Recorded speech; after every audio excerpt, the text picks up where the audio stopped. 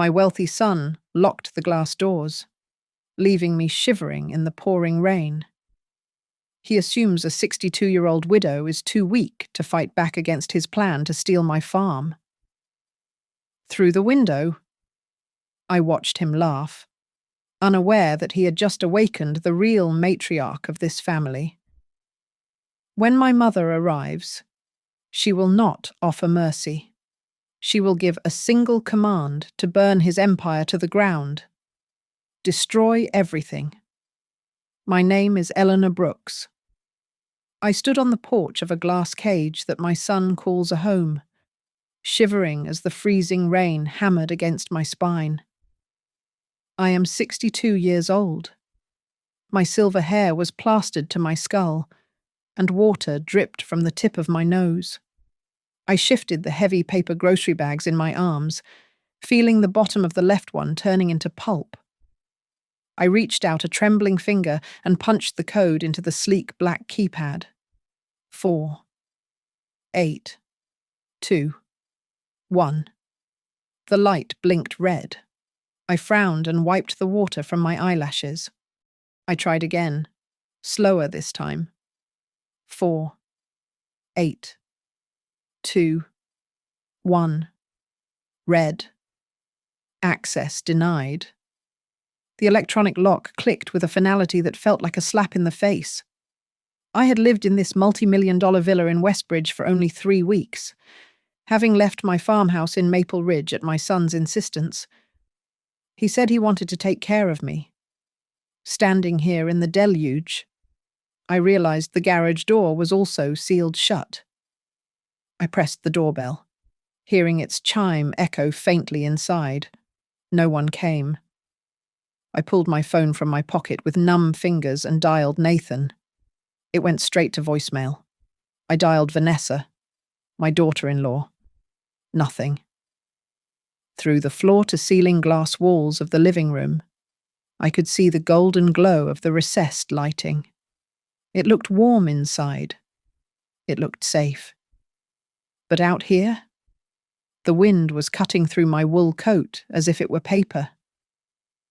I dragged my feet toward the side of the house, seeking shelter under the narrow overhang near Nathan's home office. I needed to catch my breath. I dropped the grocery bags on the wet pavement. A can of soup rolled out and clattered against the stone. I huddled against the glass, trying to stop my teeth from chattering. That was when I saw him. Nathan was pacing in his office. He held his phone to his ear, his silhouette sharp against the bright monitor of his computer. He was smiling. I pressed my ear against the cold pane, the vibration of his voice just barely audible through the glass. "Make sure you file the incapacity paperwork by 9 tomorrow morning," Nathan said into his phone. My heart stopped beating for a second. "I have the footage I need," he continued, his voice smooth and detached. "She is wandering in the storm right now, confused, disoriented. After tonight, everything will be very convenient." I clamped a hand over my mouth to stifle a cough. The cold rain running down my back suddenly felt like ice water injected straight into my veins. "The Brooks farm is the final piece for the Serenity Fields resort acquisition," Nathan said, pausing to look out the window into the darkness. He could not see me in the shadows, but I could see the greed in his eyes. "Once I have guardianship, I sign the deal. After that, the name Eleanor Brooks will only need to appear on a very pleasant death certificate." He laughed. It was a low, short sound. I leaned back against the brickwork, sliding down until my knees hit the wet concrete. The shock was absolute. My son did not see a mother. He saw a liability. He saw an asset to be liquidated so he could build his resort. He thought the rain would break me. He thought the cold would make my mind snap, giving him the evidence he needed to lock me away and sell the land I had worked on for 40 years. I looked at my trembling hands. They were rough from decades of farm work. They had buried a husband. They had delivered calves in snowstorms. They had held Nathan when he was a feverish baby. Something inside me snapped, but it did not break. It hardened. The grief I should have felt was instantly cauterized by a white-hot rage. If he wanted to play this game, he had severely underestimated his opponent. He thought he was dealing with a frail old widow. He was about to find out that he had declared war on a woman who had survived droughts, floods, and bank foreclosures. I looked up. The red eye of the security camera above the patio blinked in the darkness. He wanted a show. He wanted a confused old woman. I took a deep breath of the wet air. I stood up, swayed intentionally, and then threw myself onto the hard ground. I lay there in the puddle, water soaking into my clothes, curling into a ball like a helpless child. To the camera, I was defeated. I was broken, but hidden beneath my arm. My eyes were wide open, staring at the wet pavement with a clarity that was terrifying. I was not crying. I was planning. The cold mud seeping into my hip brings me back to reality. But my mind drifts helplessly to just 3 days ago. It was a Tuesday. The sky over Maple Ridge was a brilliant, cloudless blue, and the air smelled of drying hay and pine needles. That was the day my life began to unravel, though I was too blinded by a mother's love to see the thread being pulled. Nathan had pulled up to the farmhouse in a sleek black sedan that looked alien against the gravel driveway. He stepped out, holding a massive bouquet of lilies, wearing a smile I had not seen since he was a boy. He was the CEO of Nimbus Link Labs now, a man of importance. Yet, there he was, standing on my rotting porch. "Mom," he had said, his voice dripping with a concern that felt thick and sweet, like molasses. "You are 62, living out here alone. It is just, well, it is not safe anymore. Let me take care of you." I remember looking at his hands. They were soft, manicured hands. I thought about how I had scrubbed floors and sold my own wedding ring after his father died just to pay for his first semester at the university. I thought those soft hands were the result of my sacrifice, proof that I had raised a successful gentleman. I hesitated, looking at the fields that held my husband's sweat and my own tears. But Nathan pressed on. "Sell the farm, Mum. Come to Westbridge. Vanessa and I, we want you there." I was a fool. I packed my life into a single battered leather suitcase and followed him. When we arrived at Westbridge, I was breathless. The house was not a home. It was a glass fortress. It had an infinity pool that seemed to spill into the horizon, and a garage filled with cars worth more than my entire life's earnings. Nathan gestured around proudly. "All thanks to some very smart moves with Skycrest Capital," he bragged. Vanessa was waiting at the door. She hugged me, but her body was stiff, like she was embracing a wet dog. "Mom, Eleanor," she chirped, pulling back quickly. Her eyes darted to my scuffed suitcase, and a flicker of distaste crossed her face before she plastered that bright smile back on. "We are so happy you are here. We are actually going to be in the news soon. The new resort project in Maple Ridge is going to be huge." I did not think much of it then. I was too busy trying not to knock over the minimalist sculptures in the hallway. That very first night at dinner, over plates of food so fancy I could barely recognize the vegetables. The conversation took a strange turn. Nathan swirled his wine and looked at me with deep, faux concern. "You know, Mum, my friend Mark is going through a nightmare. His mother fell in the shower. She had no power of attorney documents signed. The court froze everything. It is just terrifying to think about. I felt a cold prickle on my neck, but I pushed it away. He is just worried, I told myself. He is a good son. Then there was the sleeping arrangement. When I asked where I would be staying, Vanessa avoided my eyes. "Oh, just sleep in the living room for a few nights," she said, waving a hand vaguely. "We are renovating the guest wing, making it more suitable for people of your age." Later that night, I heard the interior designer walking through the hall with Vanessa. The woman had pointed to the guest room door and said, "So, we are installing the monitoring system here. It will be a fully secure room, 24/7 surveillance, just like a high-end nursing home." I told myself I had misheard. The final warning came yesterday morning. I walked into Nathan's home office to bring him coffee. He minimized a window on his computer screen, but he was not fast enough. For a split second, I saw a digital map.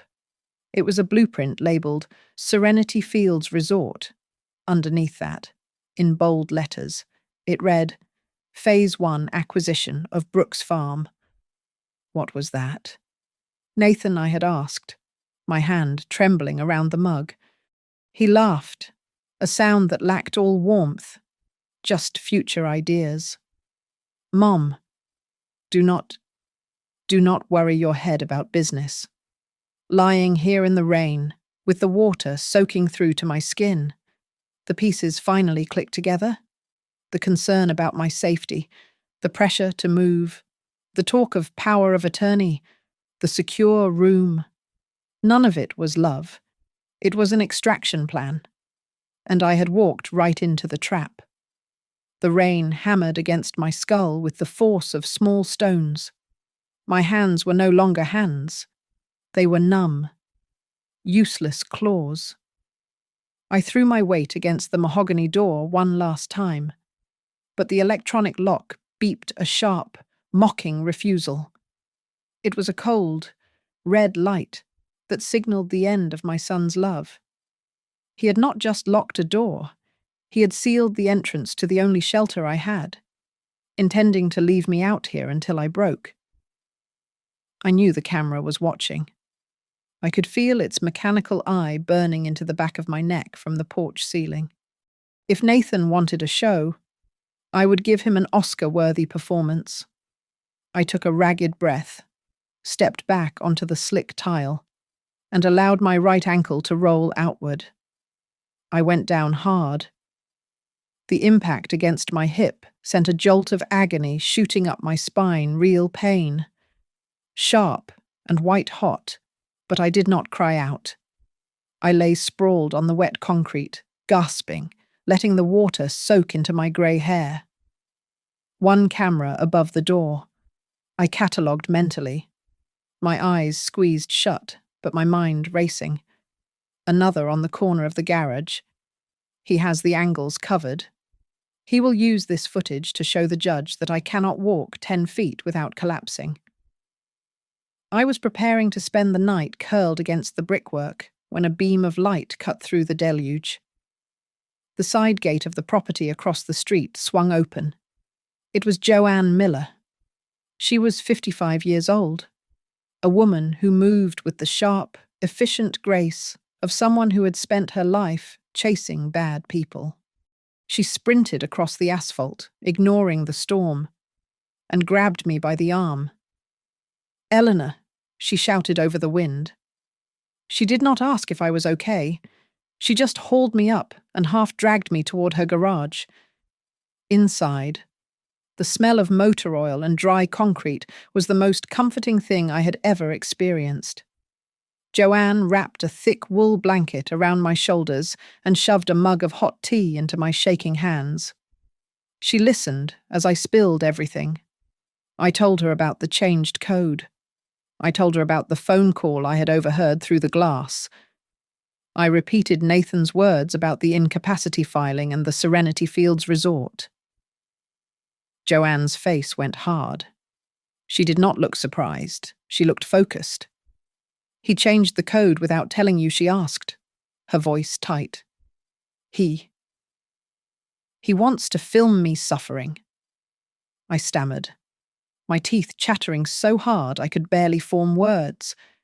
He said, after tonight, everything will be very convenient. Joanne set her mug down on the workbench with a heavy thud.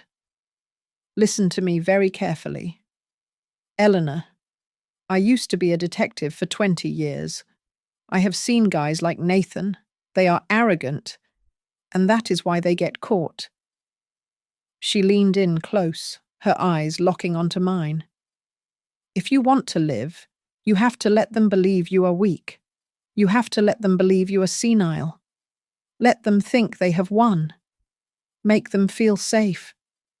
And then, we destroy them. I stared at her. The warmth of the tea was starting to thaw my chest. You want me to act? I want you to survive, Joanne said firmly. If he wants guardianship, he has to go through the courts. He needs evidence. We are going to give him a show, but we are going to document every single second of it. I still have friends in the district attorney's office. I know judges. But we need proof of his manipulation. She offered to let me sleep on her sofa, but I shook my head. The fear was still there, gripping my stomach, but the anger was stronger. I have to go back, I said, standing up on shaky legs. If I stay here, he calls the police and reports me missing. That fits his story. I need to go back and knock on that door. I need to be the confused mother who just wandered home. 10 minutes later, I was back on the porch. I pressed the doorbell, leaning heavily against the frame. Finally, the door swung open. Nathan stood there in his cashmere sweater, his face arranged into a mask of frantic worry that looked grotesque to me now that I knew the truth. Mom, where have you been? He cried out, reaching for me but stopping just short of a hug. I have been calling you for 2 hours. I was about to call the police. I looked at him. I saw the lie in his eyes. I saw the calculation. I let my body sag, making myself look smaller, older, and more pathetic than I had ever been in my life. I don't remember, I whispered, letting my voice tremble violently. I think I must have gotten lost in the rain. I am so cold. Nathan. He exhaled, a sound of relief that had nothing to do with my safety and everything to do with his plan working. It is okay, Mom, he said, ushering me inside. You are safe now. I will take care of everything. Yes, you will, I thought, as I stepped into the warmth of the trap. You will try. The next morning, I decided to become exactly the burden they wanted me to be. I stood in the kitchen, staring at the sleek induction cooktop. I placed a kettle on the burner, turned the heat to maximum, and then simply walked away. I went to the living room and sat down, staring blankly at a turned-off television. 10 minutes later, the whistle of the kettle was a shriek that filled the house. Vanessa came running in, her heels clicking frantically against the marble floor. She snatched the kettle off the heat, her face flushed not with worry, but with triumph. Oh my God. Mom, Eleanor, she shouted, making sure her voice carried toward Nathan's office. You could have burned the house down, I told Nathan. I told him it is not safe. I looked up at her, blinking slowly. I just wanted some tea. I must have forgot.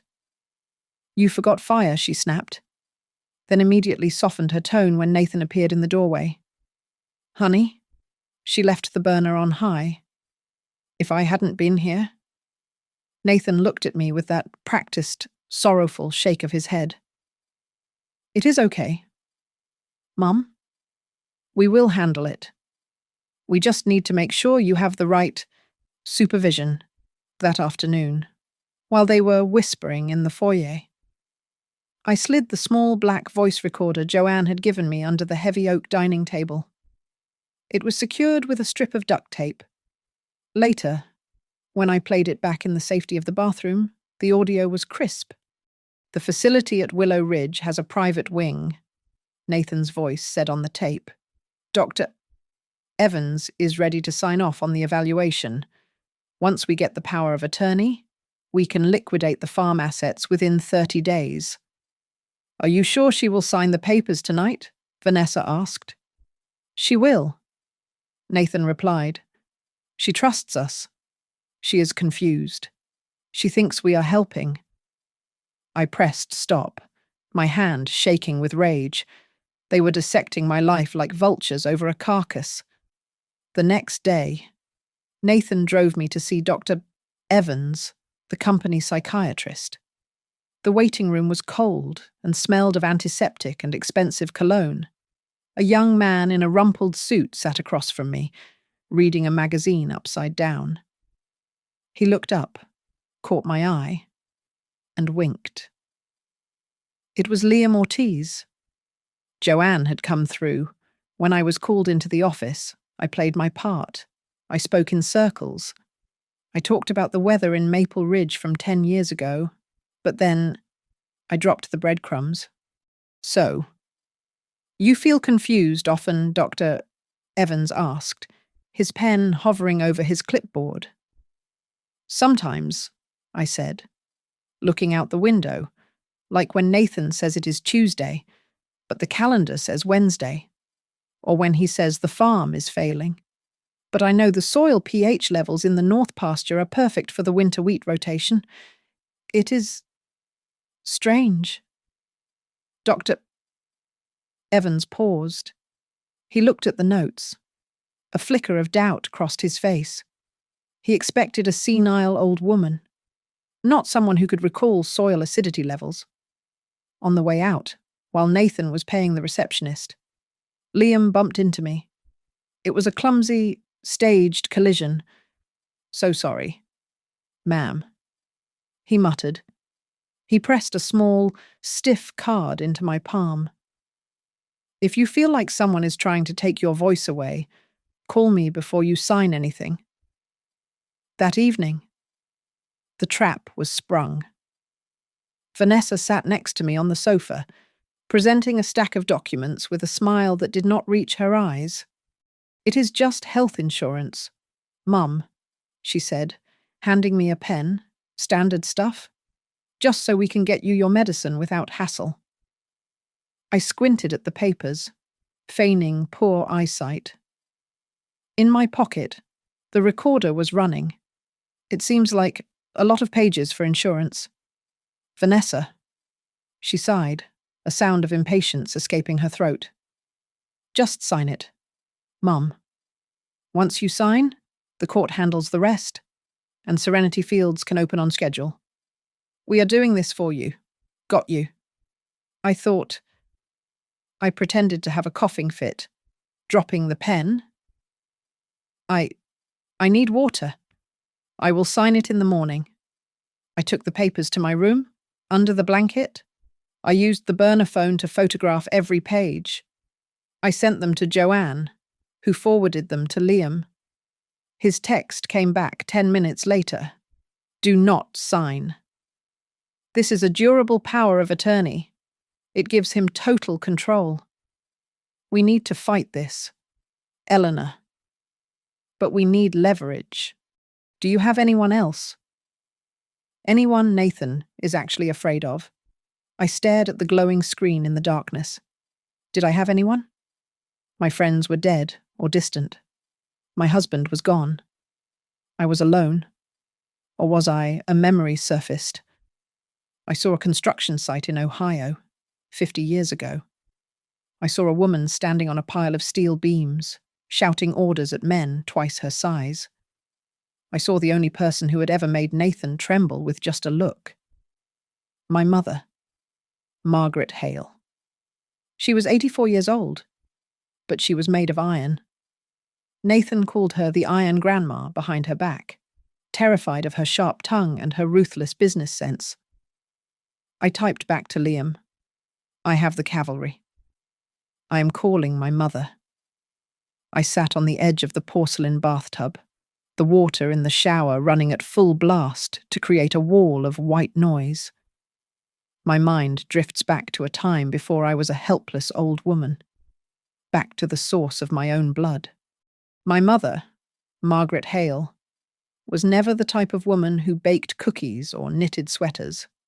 She was 5 feet tall, but when she walked onto a construction site for her company, Hale and Sons, men twice her size stopped their excavators and took off their hard hats.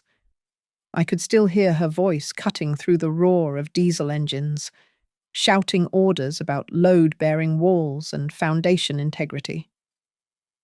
When my husband died, and the debts threatened to swallow the farm whole, it was Margaret who saved me. She did not offer a hug. She offered a check and a lesson I had never forgotten. Eleanor, she had told me, her grey eyes hard as flint. Land and honour are not currency to be traded with greedy men. You hold on to the dirt because the dirt is the only thing that does not lie to you. Nathan knew this side of her. He had spent one summer at her house in Ohio when he was 16. He went there a soft, spoiled boy, and Margaret had put a shovel in his hands and sent him to work with the paving crew. He came back sunburnt, blistered, and terrified of her. He used to call her Grandma Iron behind her back. He feared her disappointment more than he feared any market crash or board of directors. For years, I had avoided calling her. Shame is a heavy silencer. I was the mother who stayed on the farm while my son became a millionaire in the city. I thought I was the failure, and he was the success. I did not want her to see that I had raised a wolf, but sitting in that steamy bathroom, listening to the water hit the tiles, I realized that Nathan was not a wolf. He was just a greedy child, and I needed the one person who knew how to discipline him. I dialed the number. It rang 4 times. "Hello." Her voice was crisp, untouched by the tremor of age despite her being 84 years old. "Mom," I whispered, pressing the phone so hard against my ear it hurt. "It is Eleanor. You sound like you are underwater," she said immediately. "Speak up." I took a deep breath and let it all spill out. I told her about the rain. I told her about the locked doors. I told her about the Serenity Fields Resort and the power of attorney documents. Vanessa tried to trick me into signing. I told her that her grandson was planning to declare me mentally incompetent to steal the land she had helped me save. The line went silent. The silence stretched for so long that I thought the call had dropped. I could hear the rhythmic ticking of the grandfather clock in her hallway in Ohio, a sound I had known since childhood. "Mum?" I asked, my voice breaking. Are you there? I am here," she said. Her voice had dropped an octave. It was no longer the voice of a mother. It was the voice of the CEO of Hale and Sons. "Send me everything. The papers. The recordings. The address of this lawyer you found. I am booking a flight. You do not have to come." I stammered, tears hot on my cheeks. I just wanted. I am not asking for permission. "Eleanor." She cut me off. "He locked my daughter out in the rain. He thinks he can build a resort on our family honor. Send me the details. Mom is flying tomorrow." I hung up, my hands trembling. It was not fear I felt anymore. It was the vibration of heavy artillery moving into position. Nathan thought he was fighting a lonely, confused widow. He had no idea that he had just declared war on Margaret Hale. We mobilized quickly. Liam was handling the legal filings, drafting a preemptive strike against the guardianship application. Joanne was securing the digital evidence, creating backups of backups. And Margaret was the nuclear option. She was coming to dismantle Nathan's confidence piece by piece. The next morning, the rain had softened to a grey drizzle over Westbridge. I stood by the window as a yellow taxi pulled up to the curb. The door opened, and a small figure stepped out. She wore a tailored wool coat and sensible shoes. Her hair was pulled back in a severe silver bun. She carried a single, small suitcase. Margaret Hale looked up at the glass mansion. She did not look impressed. She looked like a demolition expert surveying a building that was about to be brought down. History would later say that the collapse of Nathan's empire began with market fluctuations or bad press. But I knew the truth. It began the moment that 84-year-old woman stepped onto the pavement, her eyes cold enough to freeze the rain. She was not here to visit. She was here to destroy everything that did not belong. We gathered in the small, sterile apartment Margaret had rented for the week.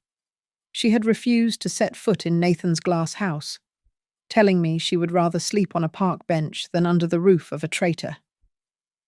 The dining table was buried under a blizzard of paperwork. There were the original deeds to the Brooks farm, the glossy brochures for the Serenity Fields Resort that Joanne had swiped from Nathan's trash, and the unsigned power of attorney documents Vanessa had tried to force on me. Liam Ortiz, the young lawyer who looked too kind for this cruel business, tapped a finger on a spreadsheet. He looked up, his eyes wide with disbelief. "Eleanor, look at this," Liam said, pointing to a line item in the Nimbus Link investor presentation. Nathan listed the Maple Ridge farm as a secured asset. He has already leveraged the property to secure a line of credit from Skycrest Capital for $3 million. He told them he owns it. I felt a cold knot tighten in my stomach. But he does not own it. I do. Margaret leaned forward, her reading glasses perched on the end of her nose. She studied the blueprint with the critical eye of a woman who had built skyscrapers. "He built the second floor before he poured the foundation," she muttered, her voice gravelly with disdain. "You are the foundation, Eleanor, and you have not cracked yet. The courts are going to love a structure this unstable." We divided our counterattack into 3 distinct layers, treating it like a complex demolition project. First was the legal tier. We needed to prove the intent to defraud and the abuse of an elder.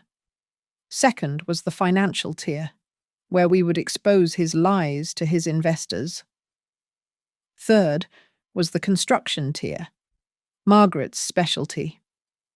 "I made some calls this morning to the county clerk in Maple Ridge," Margaret said, pouring herself a cup of black coffee. "Nathan has already filed for zoning permits. He even has a survey team scheduled to go out there on Friday. He is signing contracts for land he does not possess. In the construction world, we call that fraud. In the real world, we call it stupid." Liam nodded, typing furiously on his laptop. "We are not going to wait for him to file for guardianship. We are going to strike first. I am drafting a petition for an emergency protective order for the elderly. We will file it in the Westbridge District Court tomorrow morning. We are going to accuse him of financial exploitation and psychological abuse before he can even pretend you are senile." "But the land," I said, looking at the deed. "He will still try to take it. He will say I promised it to him." Margaret slammed her hand on the table, making the cups rattle. "Then we move the land. We are going to transfer the deed into an irrevocable trust. The Brooks Community Trust. You will be the trustee, but the asset itself, It will belong to a legal entity that Nathan cannot touch, cannot inherit, and certainly cannot use as collateral for his loans. It was brilliant. If the farm was in a trust, his entire deal with Skycrest Capital would be based on a lie that was now legally impossible to fulfill. He would be in breach of contract the moment we filed the paperwork. We also use his own vanity against him, Liam added, holding up the brochure where Nathan bragged about the historic Brooks family legacy, being the heart of the resort. Every time he claims the land is ready for development, we document it. It is proof that he was selling a fantasy. The room fell silent as the gravity of what we were doing settled over us. We were not just stopping a sale. We were dismantling my son's life. I looked at the rain streaking the window of the apartment, feeling a pang of guilt. Margaret saw it. She reached out and gripped my hand. Her skin was paper thin, but her grip was like a vice. "Do not you dare feel sorry for him," she commanded, her grey eyes locking onto mine. He thought locking you out in the rain was a clever business move. He forgot that you are my daughter. Rain does not dissolve steel. Eleanor, it just makes it cold. Now, it is our turn to lock him inside the storm he created. The living room was staged like a theatre set for a tragedy. Nathan had arranged the seating so that I was in a low, plush armchair in the centre, looking small and defenceless, while he, Vanessa, a private geriatric doctor named Dr. Aris, and a financial advisor named Mr. Bale sat on the higher sofas surrounding me. They called it a family meeting to help me organise my life. I knew it was an ambush designed to strip me of my rights. I glanced at the large bouquet of hydrangeas on the coffee table. Buried deep within the blooms was a tiny lens that Joanne had planted an hour ago. Outside, parked just beyond the gate. Liam was listening to every word, his hand ready on the door handle. "Mom has been struggling lately," Nathan began, his voice dripping with performative sorrow. He leaned forward, clasping his hands. "She forgets where she is. She wanders out into storms. We just want her to be safe in a professional facility where she can get the 24-hour care she clearly needs. As for her finances, well, it is best if I take that burden off her shoulders." Vanessa nodded vigorously. She picked up a remote control. "We actually have some footage from the security cameras. It is heartbreaking. But the doctors need to see the reality." She pressed a button. The massive television on the wall flickered to life. It showed the edited clip of me stumbling in the rain, looking disoriented. The audio had been removed, leaving only the silence of my apparent confusion. Dr. Aris made a note on his clipboard, his expression grave.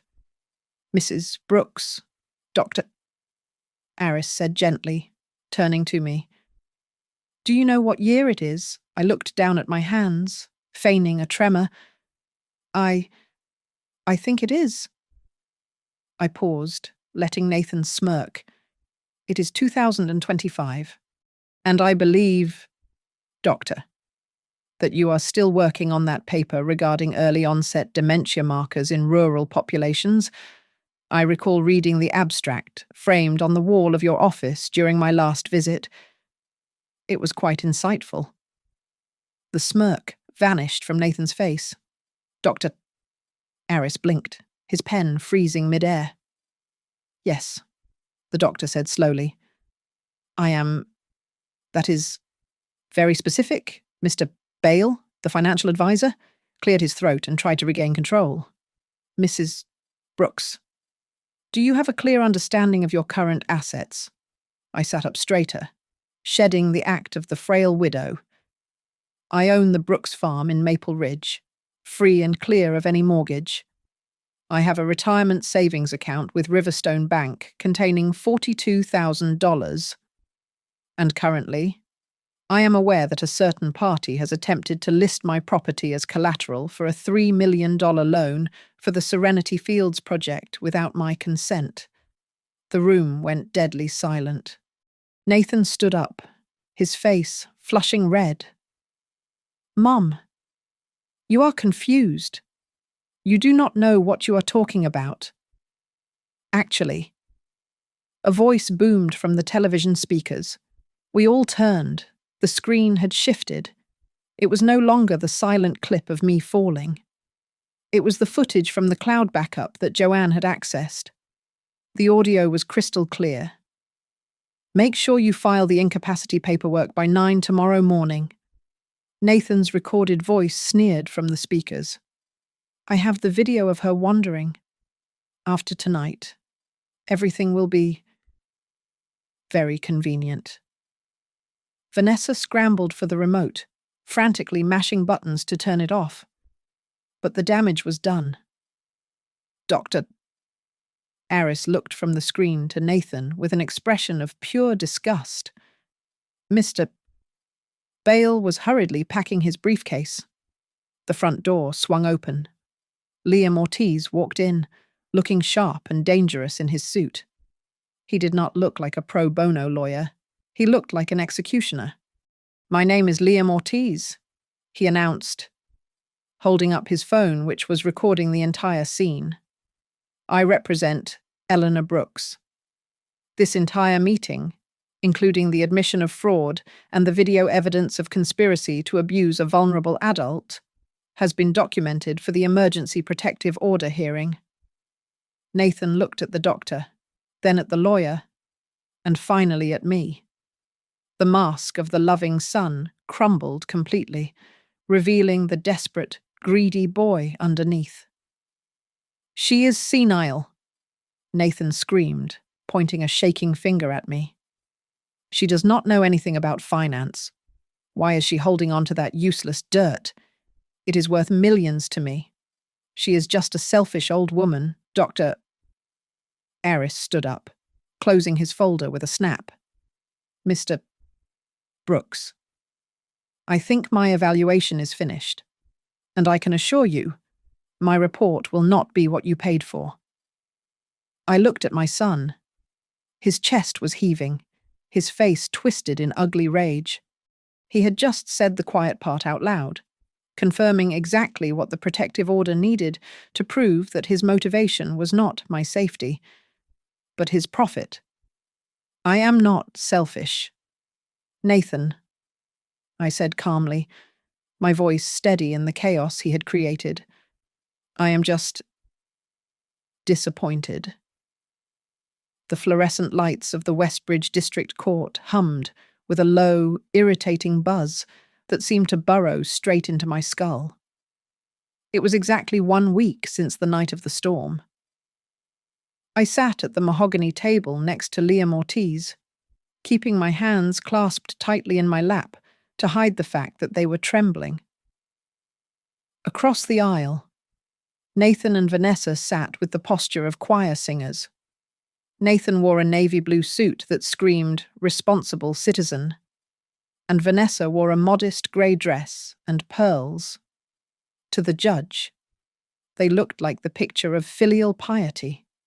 2 loving children desperate to save their deteriorating mother. Joanne Miller took the stand first. She did not flinch when Nathan glared at her. She recounted the night of the rain with the precision of the police officer she used to be. She described my soaked clothes, my blue lips, and the terror in my eyes. When she repeated the words, she had heard me recount Nathan's phone call about the convenient death certificate. A ripple of unease went through the courtroom. "Mr. Brooks attempts to paint a picture of a wandering, confused woman," Joanne said, her voice cutting through the air like a knife. But the woman who came to my garage was not confused. She was terrified. She was lucid. And she was being hunted by her own son.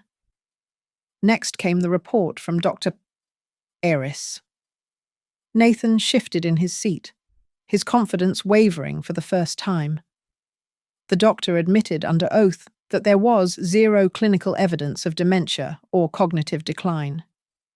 He went a step further, stating on the record that the family meeting had felt less like a medical intervention and more like an ambush. Then Liam stood up. He did not shout. He simply placed a stack of documents in front of the judge.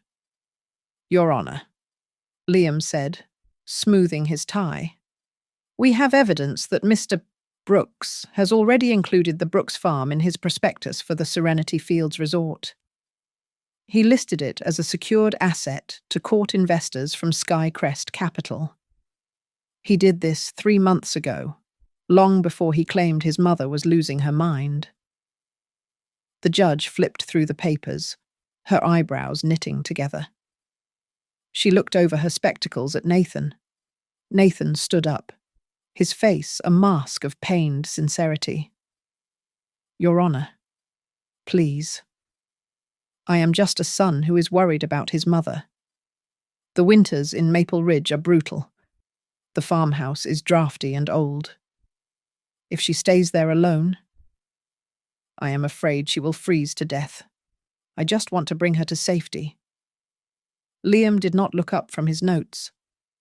He waited for the echo of Nathan's plea to fade before asking a single, quiet question. "If you are so terrified of her freezing to death, Mr.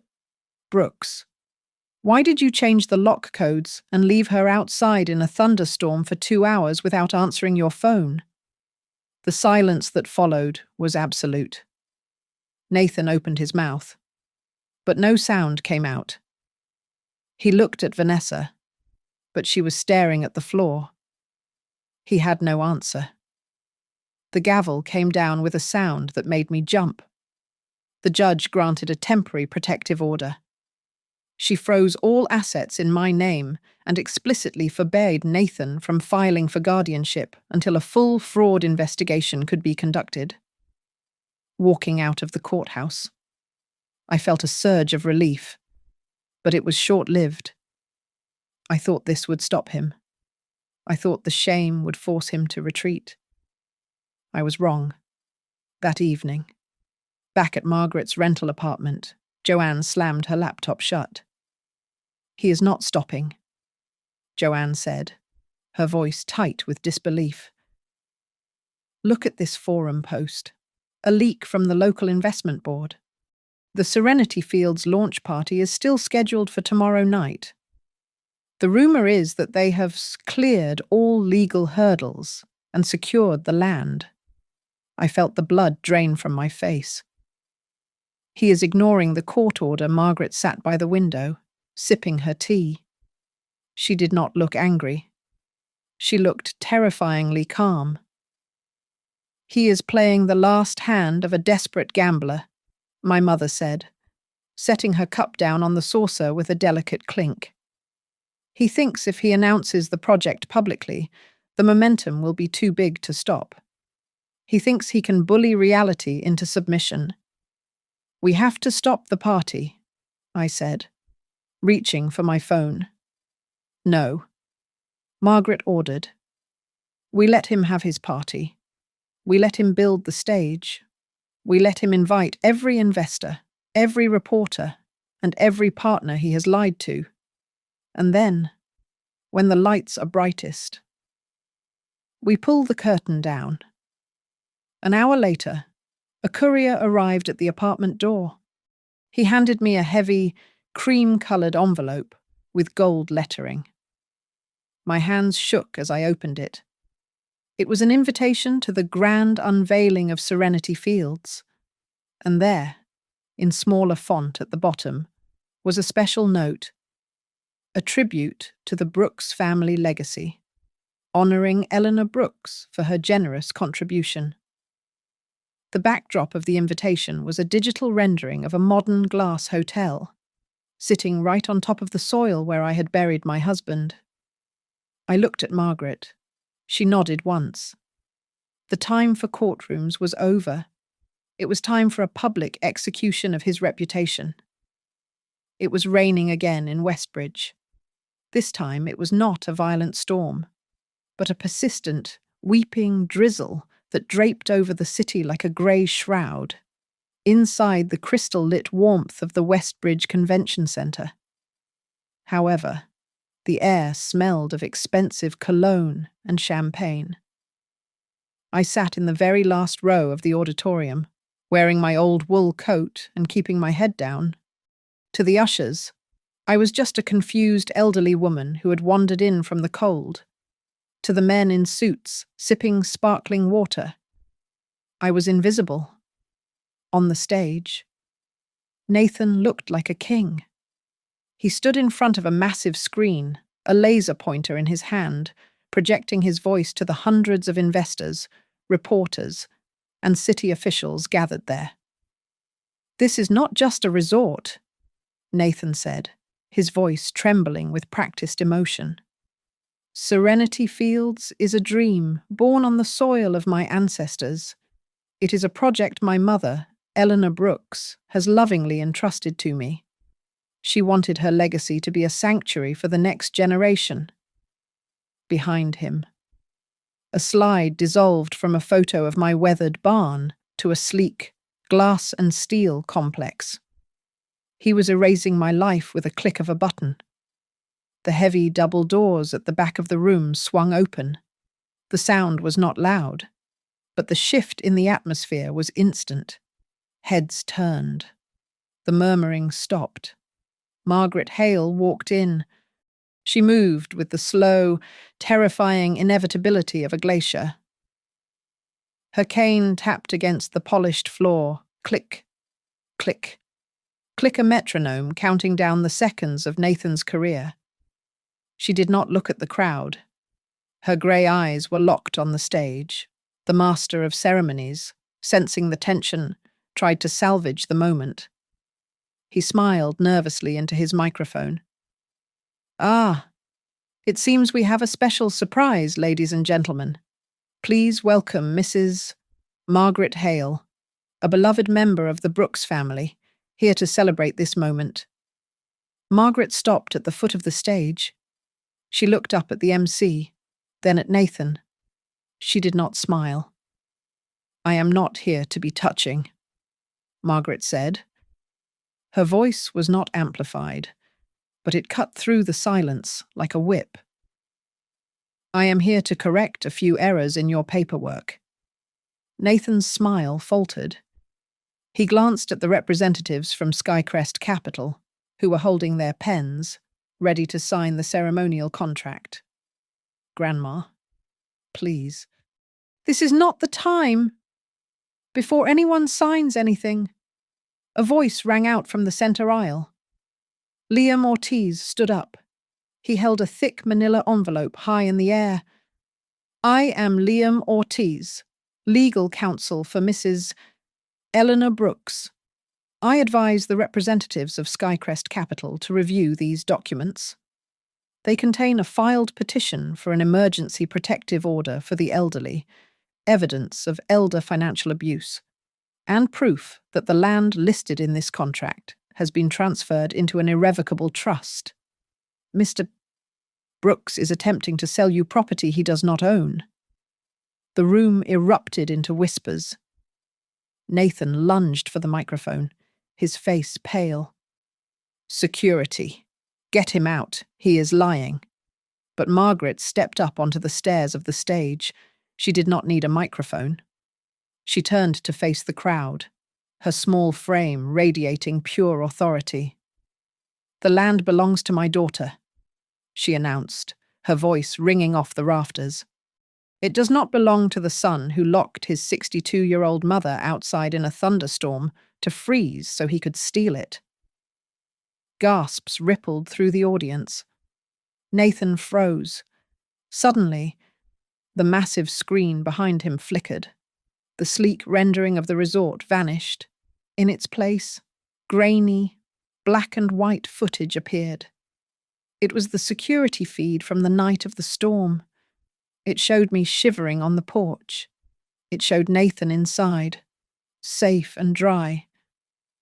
And then the audio played, booming through the convention speakers. Make sure you file the incapacity paperwork by 9 tomorrow morning. I have the video of her wandering. After tonight, everything will be very convenient. The investors from Skycrest dropped their pens. Vanessa covered her mouth, backing away into the shadows. Nathan looked at the screen, then at the crowd, his eyes wild with panic. He rushed toward the podium, trying to cover the microphone, trying to stop the truth from bleeding out. Margaret ignored him. She turned her gaze to a man sitting in the front row, a distinguished man with grey hair. It was Mr. Thomas, the chief architect, who had started his career carrying bricks for my mother's company 40 years ago. Mr. Thomas, Margaret said, her voice dropping to a deadly calm. This old woman has a question for you. If the foundation of a house is rotten, do you still dare to pour the concrete for the roof? Mr. Thomas went white. He looked at Nathan, then at the screen where I was shivering in the rain. He slowly stood up, gathered his blueprints, and walked away from the signing table. Outside, the wail of sirens pierced the night. The doors burst open again. 2 uniformed police officers and a man in the dark suit of a financial inspector marched down the aisle. They headed straight for the stage, holding a warrant. The entire hall turned. Hundreds of eyes searched the room until they found me in the back row. I slowly stood up. I straightened my old coat. I lifted my chin. I was no longer the wet, trembling creature on the screen. I was the woman who had survived the storm. And I watched with dry eyes as the flood came for my son. The financial inspector did not whisper. He stood on the stage, the warrant shaking slightly in his grip, and read the charges into the microphone that Nathan had failed to mute. Nathan Brooks. You are being detained on suspicion of investor fraud, falsifying business records, and the financial exploitation of a vulnerable elderly person. The click of the handcuffs was the loudest sound in the room. It echoed off the high ceilings, snapping the tension like a dry twig. Nathan looked at the metal cuffs on his wrists, his face draining of all colour, his mouth opening and closing in silent shock. Vanessa tried to rush forward, her heels slipping on the polished floor. No, this is a mistake. It is all a misunderstanding. We were just trying to help her. Joanne stepped into her path, solid as a rock. She calmly pulled a folded piece of paper from her jacket pocket and held it up to Vanessa's face. It was a copy of the fake power of attorney document. You signed as a witness. Vanessa, Joanne whispered, her voice cold enough to freeze the air between them. You told the police you knew nothing about the coercion, yet here is your signature. Do you really want to keep talking, or do you want to call a lawyer? Vanessa went pale and shrank back, her hands trembling. On the other side of the stage, the representative from Skycrest Capital stood up. He did not look at Nathan. He looked at the cameras flashing in the back of the room. Skycrest Capital is immediately suspending all partnership activities with Nimbus Link Labs, he announced, his voice flat. We were provided with fraudulent asset documentation. We are pulling the funding, effective immediately. I watched as people checked their phones. The news was already out. The stock of Nathan's company, which had been built on smoke and mirrors, was free-falling. The empire he had tried to build on my grave was collapsing in real time. As I walked out of the convention centre, a local journalist, one Margaret had tipped off earlier, pushed through the crowd and thrust a microphone toward me. Mrs. Brooks, he called out. How do you feel? Knowing your own son tried to have you declared incompetent just to seize your land, I stopped. I looked directly into the camera lens, seeing the millions of people who might be watching. I did not lose my mental capacity, I said, my voice steady and clear. I simply lost my patience with children who treat their mothers like assets on a balance sheet. The next morning, the rain had finally stopped. The sun broke over the horizon at Maple Ridge, illuminating the wet grass. We stood by the old horse barn, Margaret, Joanne, Liam, and I. But we were not alone. A construction crew was there, led by a foreman who had worked for Hale and Sons 20 years ago. Nathan had been busy.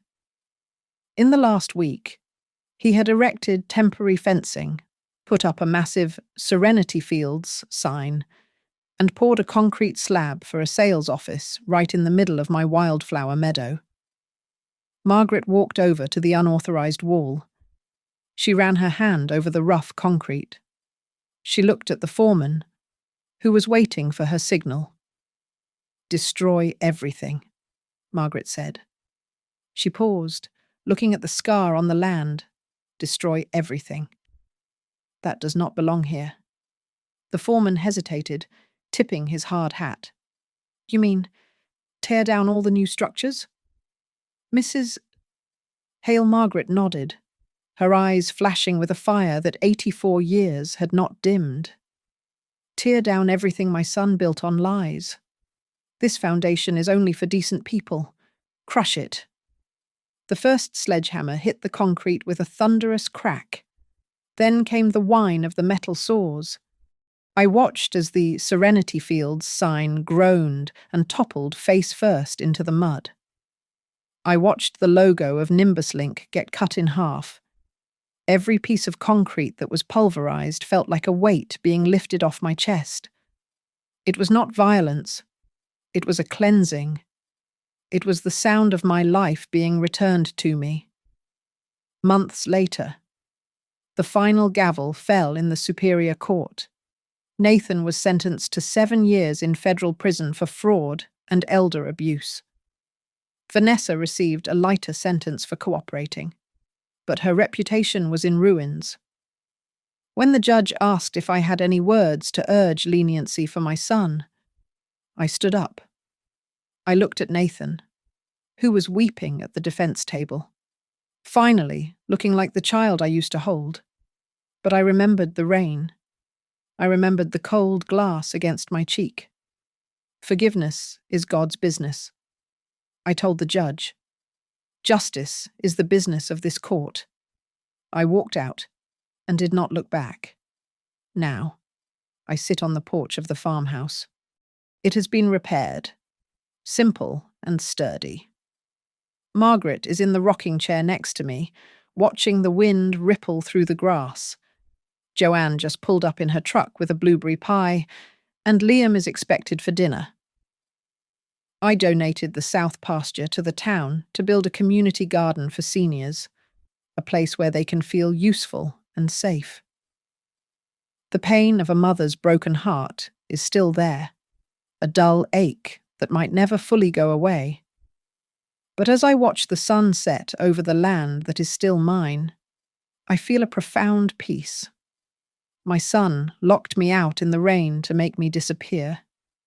Instead, I opened a new door, one that leads to a life of dignity, strength, and the absolute certainty that I will never be locked out again.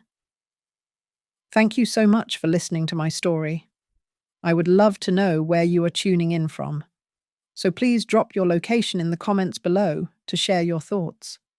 Do not forget to subscribe to Grandma's Family Diary, hit the like button, and smash that hype button to help this story reach more people who need to hear the truth.